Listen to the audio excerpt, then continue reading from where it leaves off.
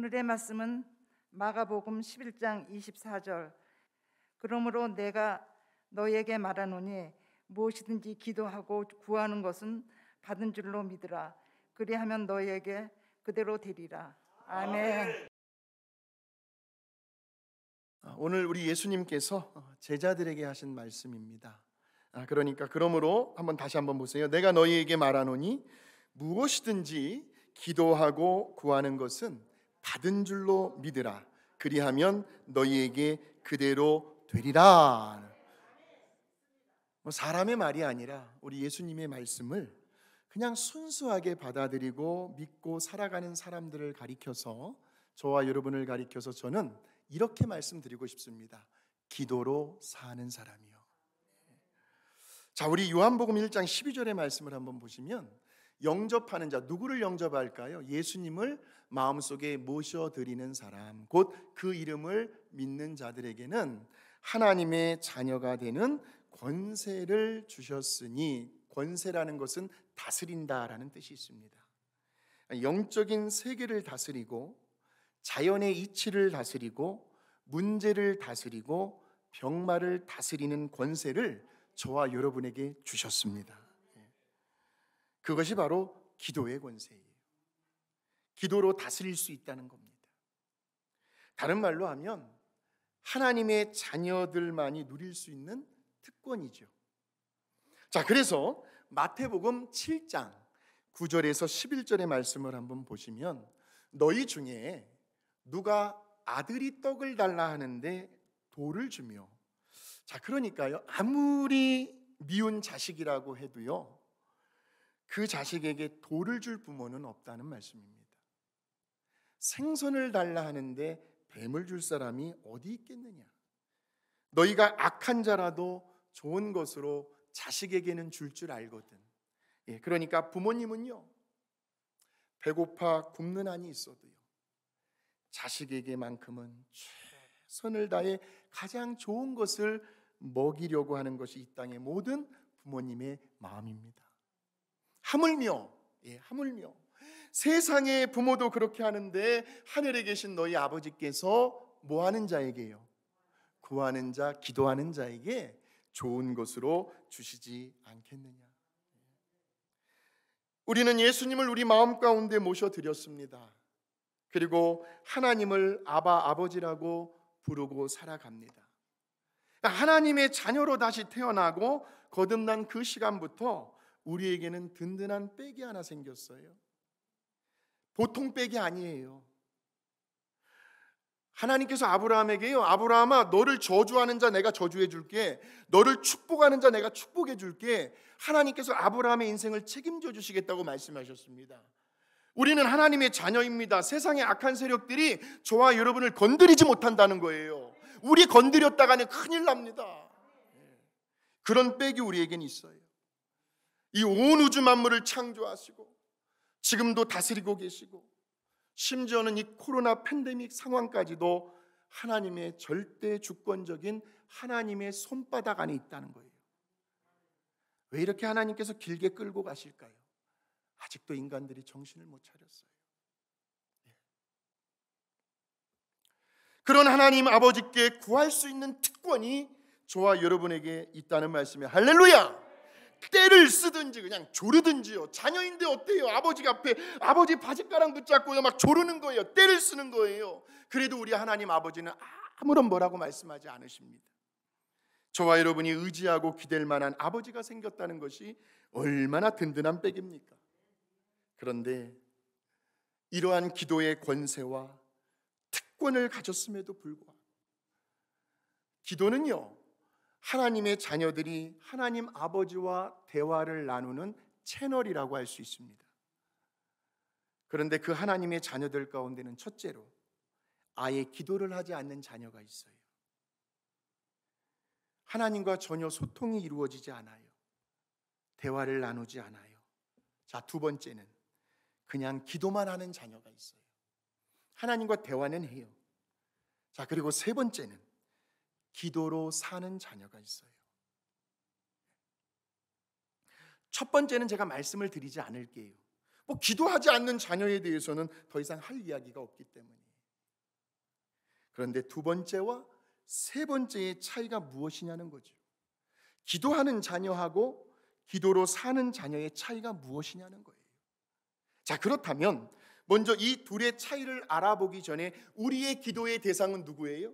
예수님이십니다. 그 예수님이 누구신지에 대해서 우리가 잠깐 짚고 넘어갈 필요가 있습니다. 자, 왜냐하면 우리가 기도를 드리고 난 다음에 마지막으로 고백하는 말이 예수님의 이름으로 기도하옵나이다. 아멘. 그래요. 하나님 아버지의 이름을 불러요. 그리고 그 중간에 우리 각자의 다양한 기도의 제목들, 내용들을 집어넣어요. 그리고는 모두가 공통점으로 마지막으로 하는 말이 예수님의 이름으로 기도하옵나이다. 지금 예수님께서요, 제자들에게, 아니 오늘 저와 여러분에게 뭐라고 말씀하시냐면, 우리 다시 한번 오늘 본문의 말씀을 한번 읽어보시겠습니다. 시작. 그러므로 내가 너희에게 말하노니 무엇이든지 기도하고 구하래요. 오늘 우리 예수님께서 저와 여러분에게 무엇이든지 기도하고 구하라, 이 말씀은 우리들이 구하고 기도한 그 내용을, 그것이 무엇이 되었든지 간에 우리 예수님께서 다 책임져 주시겠다는 말씀이에요. 무엇이든지 한번 기도하고 구해보라는 거예요. 뭐 손해볼 거 있어요? 자, 그렇다면 도대체 우리 예수님께서 어떤 분이시길래, 왜냐하면 언제나 말에는 책임이 따라야 되잖아요. 우리 예수님께서 책임지지 못할 말씀을 하시는 분이 아니실 텐데 도대체 우리 보고 무엇이든지 기도하고 구하라는 거예요. 우리 예수님은 우리와 똑같은 몸을 입고 이 세상에서 33년이라는 짧은 생을 사셨습니다. 그러고 보면요, 얼마나 오랫동안 사느냐가 중요한 것이 아니고요, 우리 하나님께서, 우리 예수님께서 인정해 주시는 삶은 나에게 주어진 그 기회와 그 시간 속에서, 나에게 70년이라는 세월, 나에게 80년이라는 세월, 나에게 90년이라는 시간이 주어진 그 시간 속에서 내가 어떻게 살아가느냐, 단 하루를 살아도 내가 무엇을 위해서 살아가느냐, 이 내용을 우리 예수님은 평가해 주시겠다는 거예요. 우리 예수님의 관점에서는 얼마나 오래 사느냐가 중요한 것이 아니라 어떻게 살아가느냐 할 것이 더 중요하다는 거예요. 그렇게 짧은 생을 사시면서 우리 예수님은 한 인간으로서의 모든 고뇌를, 오늘 우리들이 겪을 수 있는 그 모든 연약함들을 직접 몸소 3년 반 동안 체험을 하셨습니다. 졸음이 올려올 때에는 주무셨어요. 배가 고프실 때에는 식사를 하셨어요. 피곤하실 때에는 휴식의 시간을 취하셨어요. 때로는 눈물을 흘리기도 하셨어요. 이스라엘 백성들이, 유대인들이 목자 없는 양들처럼 방황하는 모습들을 보면서 우리 예수님이 참 가슴 아파하셨어요. 가끔은 속이 상할 때도 있으셨고요, 가슴 아파하시며 슬퍼하실 때도 있었습니다. 뿐만 아니라 우리 예수님은 아픈 사람들, 그들의 고충과 그들의 심정을 너무나도 잘 알고 계셨어요. 또한 경제적으로 힘들고 어려운 처지에 있는 사람들, 먹을 양식이 없어서 배고파하는 그런 서민들의 애환과 고통까지도 너무나 잘 알고 계셨어요. 뿐만 아니라 잘 사는 사람들이요, 세상적으로 소위 잘 나가고 출세했다고 하는 그런 사람들의 고민까지도 다 알고 계셨습니다. 그 사람들이 누구예요? 그 당시에 바리새인들이요, 사두개인들, 서기관들, 종교 지도자들, 기득권층을 의미합니다. 재력이 있습니다. 명예와 인기와 권력이 있습니다. 가진 것도 많아요. 누리는 것도 많아요. 그러다 보니까 행여라도 재물이, 내 재산이 새어나가진 않을까, 내 위신과 체면과 자존심과 명예가 깎여지지는 않을까, 그래서 늘 사람들의 눈을 의식합니다. 자신을 포장합니다. 그러다 보니까 마음이 늘 불안한 거죠. 편치가 않습니다. 그런 그 당시 엘리트층의 사람들의 그 속마음까지도 우리 예수님은 너무나도 잘 알고 계셨다는 거예요. 그러므로 우리 예수님은요, 오늘 저와 여러분의 마음속에 있는, 우리가 오늘 이 거룩한 성전에 나올 때에 우리가 가지고 왔던 그 간절한 바람들, 그 소원들, 그 기도 제목들, 그 여러 다양한 종류의 인생의 무거운 짐들이요, 우리들의 고민거리, 우리들의 형편과 사정과 처지를 너무나도 속속들이 다 알고 계신다는 말씀입니다. 그래서 어찌 보면 우리 예수님께서 오늘 저와 여러분을 여기 이 자리로 초대해 주셨는지 몰라요. 자, 왜냐하면 우리 마태복음 11장 28절에서 30절의 말씀을 같이 한번 읽어보겠습니다. 수고하고 무거운 짐진 자들아, 다 내게로 오라. 내가 너희를 쉬게 하리라. 나는 마음이 온유하고 겸손하니 나의 멍에를 메고 내게 배우라. 그리하면 너희 마음이 쉼을 얻으리니 이는 내 멍에는 쉽고 내 짐은 가벼움이라. 자, 저 말씀에서 눈여겨보셔야 할 것은 내 짐은 가벼움이라는 말씀입니다. 우리 예수님이 짐이 어디 있겠습니까? 저 짐은 저와 여러분들의 짐이에요. 우리가 지난 한 주간 동안 수고했던 그 많은 짐들, 우리들이 무겁게 진 인생의 짐들이 있습니다. 그런데 그 수고하고 무거운 인생의 짐들을 예수님께로 가지고 나왔어요. 그러자 우리 예수님께서 뭐라고 말씀하시냐면 내 짐은 가벼움이라. 이 말은 우리 예수님께서 저와 여러분의 짐을 대신 짊어지시겠다는 거예요. 책임져 주시겠다는 거거든요. 그러니 우리는 가벼울 수밖에요.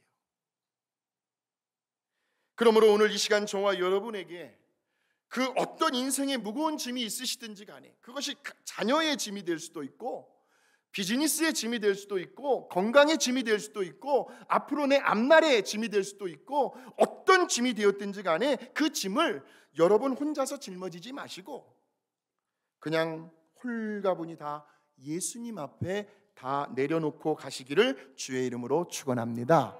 그것이 바로 기도입니다. 지난 한 주간도 얼마나 많이 힘드셨습니까?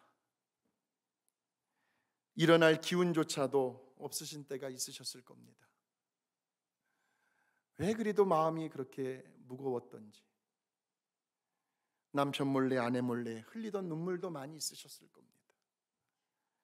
오늘 이 시간 저와 여러분에게 조용히 다가오셔서 저와 여러분의 손을 잡아주시고, 그리고 저와 여러분에게 내가 너를 많이 사랑한다고, 남편보다 아내보다 자식들보다 내가 너를 더 많이 사랑하고 있다고 그렇게 말씀하시는 우리 주님의 그 따사로운 손길을 오늘 꼭 붙드시길 바랍니다. 이 찬양으로 저와 여러분이 좀 위로를 받으셨으면 좋겠어요. 우리 가사를 생각하시면서 나에게 주는 찬양이라고 생각하고, 왜 나만 겪는 고난이냐고 불평하지 마세요. 고난의 뒤편에 있는 주님이 주실 축복 미리 보면서 감사하세요.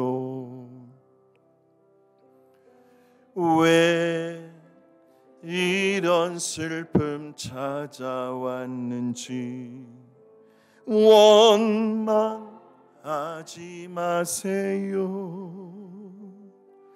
당신이 잃은 것보다 주님께 받은 은혜 더욱 많음에 감사하세요.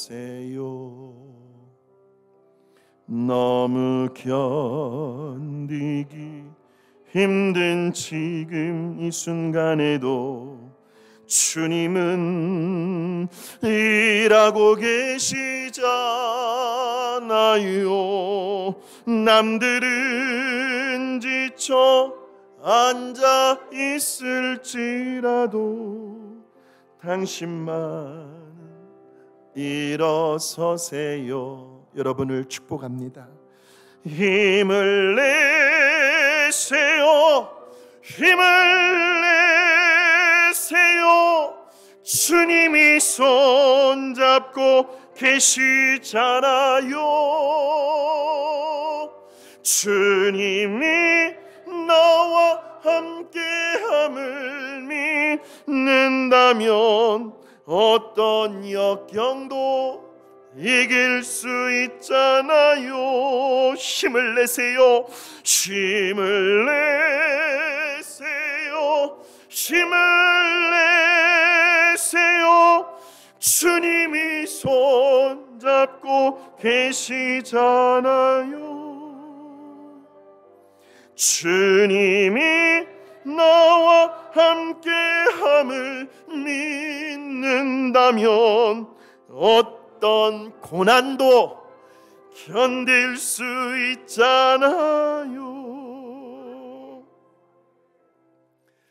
견뎌내십시오. 이겨내십시오. 우리 주님이 여러분의 손을 붙잡고 계십니다.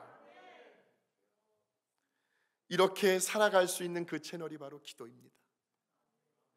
저와 여러분에게 기도의 권세가 있어요. 기도의 특권이 있습니다.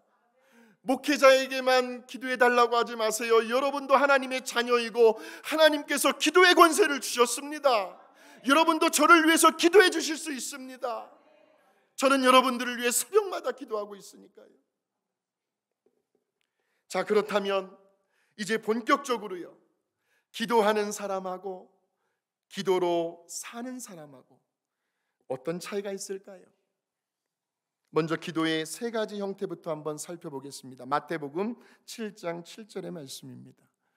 첫 번째 기도의 형태는 구하라입니다. 그리하면 너에게 주실 것이요. 두 번째 기도의 형태는 찾으라입니다. 그리하면 찾아낼 것이요. 세 번째 기도의 형태는 두드리라. 그리하면 너에게 열릴 것이라고 주님이 말씀하시죠. 구하라의 형태는요, 우리가 예수님의 저 말씀대로 어느 때는 정말 하나님 앞에 간절히 구하고 기도를 했어요. 그런데 신기하게도요, 전혀 뜻하지 않게 예기치 못한 상황과 환경을 통해서요, 사람들과의 관계를 통해서요, 저와 여러분에게 돕는 손길들을 붙여주셔서요, 우리들이 구한 그 기도가 놀라우리만큼 즉시 응답을 받은 기도의 체험들이 우리에게 있어요. 두 번째 기도의 형태는 찾으라는 겁니다. 그러니까 우리들이 하나님 앞에 간절히 뭔가를 구하고 난 다음에는요, 이제는 그냥 멍하니 가만히 있지 말라는 거예요. 감을 따려면 나무를 발로 때리든지 흔들든지 감을 향해서 돌을 던지든지 뭐라도 해보라는 거죠. 최선을 다해서 구하고 기도한 내용대로 열심히 노력을 하고 애를 쓰라는 말씀입니다. 이리저리 뛰어다니면서 내가 할 수 있는 그 일을 성실하게 하라는 말씀이죠. 비즈니스 축복해 주세요. 그러면 비즈니스에 성실하게 임해야지요.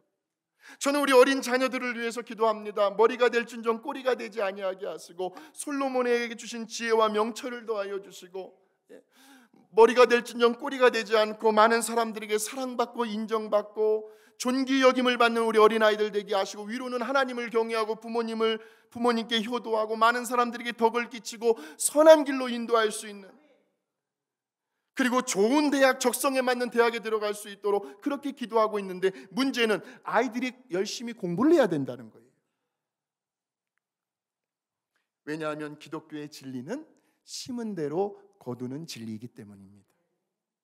반드시 내가 많이 심고 노력한 만큼 그 대가를 거두게 해주시는 거죠. 마지막 세 번째 기도의 형태는 이제 내가 할 수 있는 일은 다 끝났습니다. 간절히 구했어요. 열심히 찾았습니다. 더 이상 내가 할 수 있는 일이 없습니다. 이제는 내 능력 밖의 일이 되어버렸어요.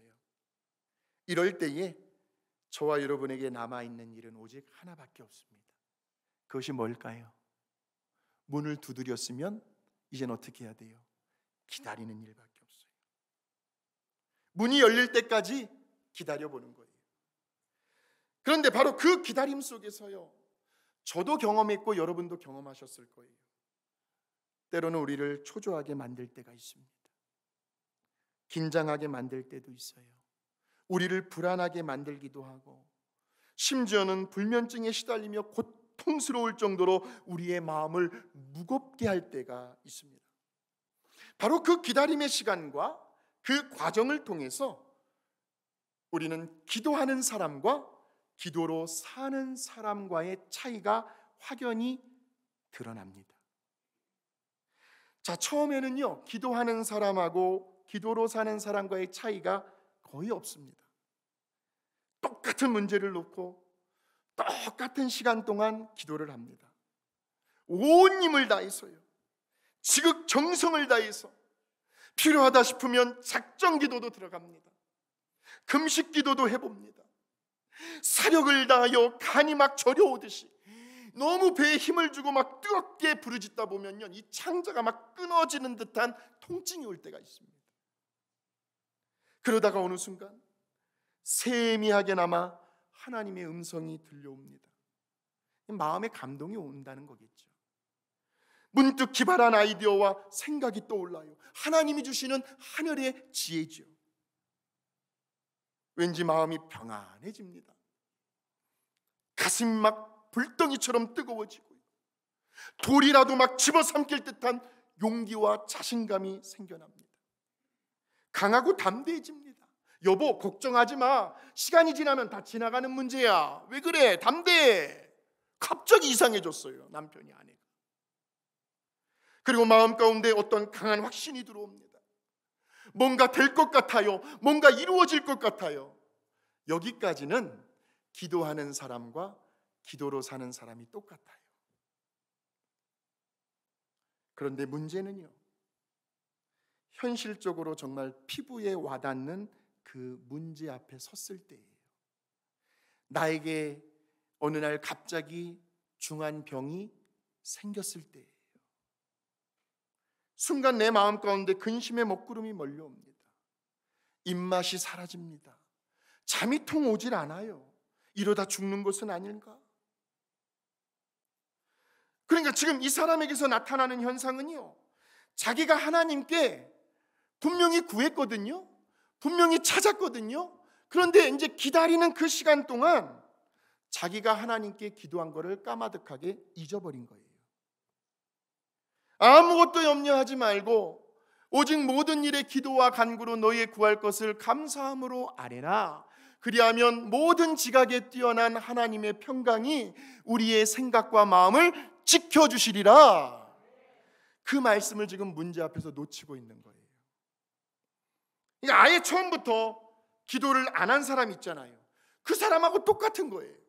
결과적으로는 응답도 없지요. 마음은 여전히 불안하지요. 여기까지는 기도하는 사람의 특징이에요. 그런데 기도로 사는 사람은요, 구했어요. 기도했어요. 그런데 아직 응답을 받지 못했어요. 아직 구한 기도의 내용이 현실로 나타나지를 않았어요. 그러나 그럼에도 불구하고 그는 하나님의 절대 주권적인 하나님의 선하심에 대한 확신이 있어요. 그래서 그냥 그저 받은 줄로 믿고 살아가는 거예요. 무슨 말이냐면요, 더 이상 그 문제를 가지고 염려하지 않는 거예요. 이때 우리들이 한 번 더 생각해 보셔야 할 것이 있습니다. 그것은 바로 눈에 보이지 아니하는 영적인 세계에 믿음의 공간이 있다는 거예요. 자, 그런데 이 믿음의 공간과 영적인 세계는요, 우리가 하나님의 자녀라고 해서 다 볼 수 있는 세계는 아닙니다. 반드시 기도의 채널을 통해서만이 볼 수 있고 느낄 수 있는 세계예요. 하나님의 말씀을 가까이 하면서 말씀을 통해서 하나님과 대화를 나눠보기도 하고 성령님의 조명 아래 깨달음이 있는 사람만이 볼 수 있고 느낄 수 있는 그러한 영적인 세계가 있다는 말씀이에요. 자, 우리 히브리서 11장 1절입니다. 시작. 믿음은 바라는 것들의 실상이요 보이지 않는 것들의 증거니. 자, 그러면 바라는 것들의 세계가 있어요. 보이지 않는 것들의 공간이 있어요. 그러니까 비록 현실에서는 아직 눈에 보이지는 않아요. 그러나 저 믿음의 공간 속에서는 이미 이루어져 있다는 거예요. 그것을 오늘의 현실 속에서 마치 이루어진 것처럼, 눈에 보이는 것처럼 그렇게 실제로 행동을 하며 살아가는 사람, 그 두 가지 특징이 뭔지 아세요? 미래의 일이 현실로 이루어진 것처럼 살아가는 사람, 그 사람에게서 나타나는 두 가지 특징은 마음의 평안함이고 담대함입니다. 저는 그런 사람을 기도로 사는 사람이라고 말씀드리고 싶어요. 자, 예를 들면요, 우리가 LA에서 뉴욕이나 한국에 가는 비행기를 탔어요. 그런데 비행기는 아직 출발하지 않은 상태예요. 여전히 우리는 LA 공항에 있어요. 그런데 눈에 보이지 않는 그 믿음의 공간 속에서는 이미 우리는 뉴욕이나 한국에 가 있는 거예요. 그래서 우리가 비록 뉴욕이나 한국에 아직 출발하지도 않고 도착은 안 했지만, 자, 그렇다고 해서 저와 여러분이 에이, 설마 거기에 정말 잘 갈 수 있을까? 도착을 못하면 어떡하지? 비행기 안에서 이렇게 발을 동동 굴리면서 의심을 하는 사람은 없다는 거죠. 괜히 거기에 가는 문제 때문에 비행기에서 나오는 기내식도 안 먹어요. 초조해가지고요, 불안해가지고요, 걱정해가지고 두려워해서요, 막 그 비행기 공간에서 누릴 수 있는 그 평안함을 누리지를 못해요. 그냥 앉아만 있으면 되거든요. 시간이 지나면 당연히 우리는 그곳에 잘 도착해 있을 거라는 그러한 믿음의 확신이 있기 때문에요. 기도도 마찬가지예요. 우리가 기도를 드리는 순간 그 기도의 내용들은 이미 믿음의 공간 속에서 이루어지고 있습니다. 그 원리를 오늘 예수님은 너희가 무엇이든지 기도하고 구하는 것은 받은 줄로 믿으라. 그리하면 그대로 되리라 하는 거예요. 예수님 말씀하신 것에 책임을 지셔야 할 텐데 우리 예수님은 무슨 근거로 저런 말씀하세요? 자, 일반적으로요, 보통 사람들의 시간 계산법은 수평으로 시간을 바라봅니다. 그래서 뭐가 있어요? 과거가 있고 현재가 있고 미래가 있어요. 그러니까 과거는 이미 저와 여러분이 경험을 해보았기 때문에 알고 있어요. 그리고 현재는 내가 지금 경험하고 있기 때문에 알아요. 그런데 미래는요, 이 세상의 그 누구도, 그 어떤 사람도 알 수가 없어요. 당장 내일 무슨 일이 일어날지 우리는 전혀 모르고 살아가고 있다는 거예요. 이것이 하나님과 피조물과의 결정적인 차이예요. 인간의 유한성이고 우리들의 한계예요.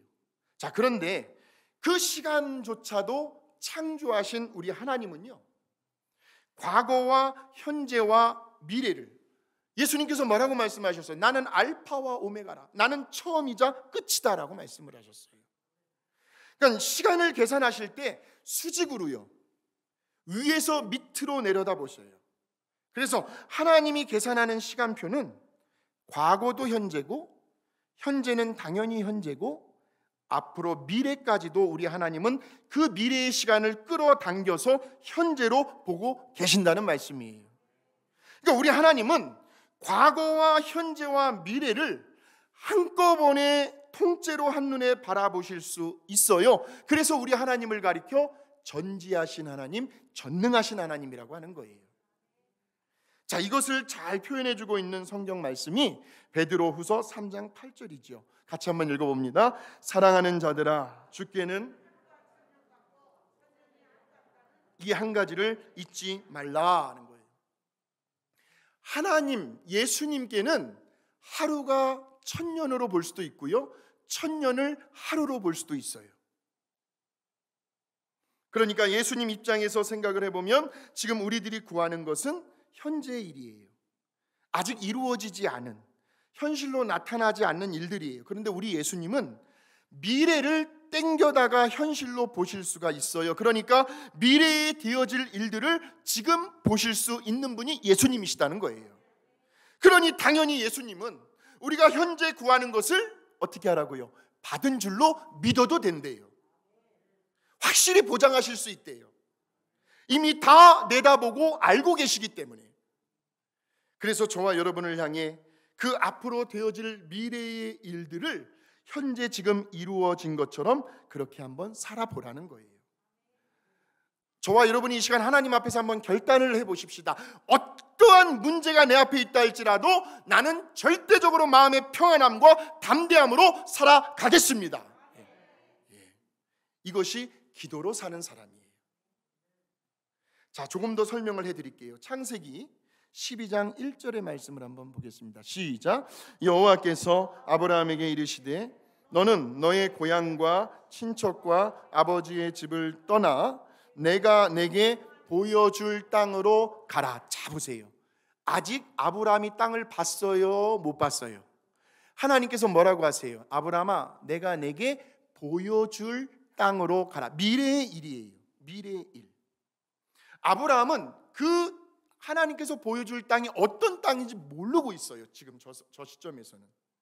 자, 근데 저 말씀을 히브리서 기자는 이렇게 해석을 하고 있습니다. 히브리서 11장 8절의 말씀입니다. 시작. 믿음으로 아브라함은 부르심을 받았을 때에 순종하여 장래의 유업으로 받을 땅에 나아갈새 갈 바를 알지 못하고 나아갔어요. 도대체 무슨 근거로 아브라함이 가보지도 않은 땅, 경험하지도 못한 땅을 하나님께서 가라고 했는데 무슨 근거로 그러한 무모한 행동을 했을까요? 고향을 버렸어요. 친척들을 떠났어요. 삶의 터전을 다 뒤로 했어요. 자, 그것이 창세기 12장 4절에 나와요. 시작. 이에 아브라함이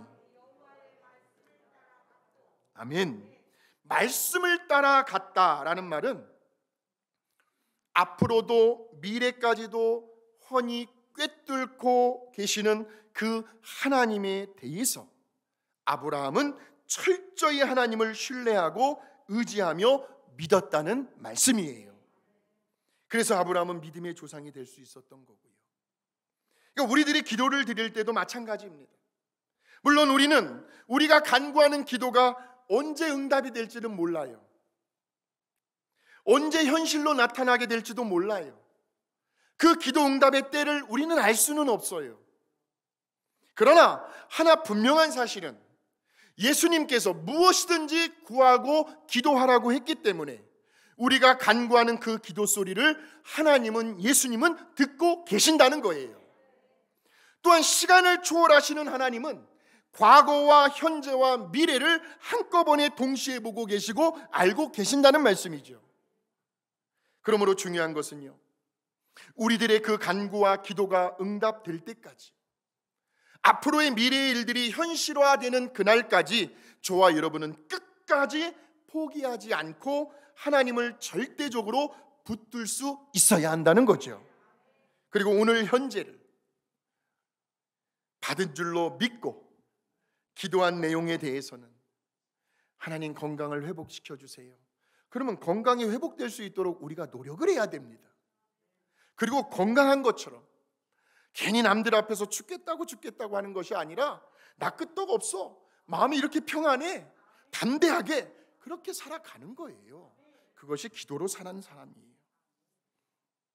더 이상 염려하지 않고 살아가는 사람, 이런 사람을 기도로 사는 사람이라고 할 수 있습니다.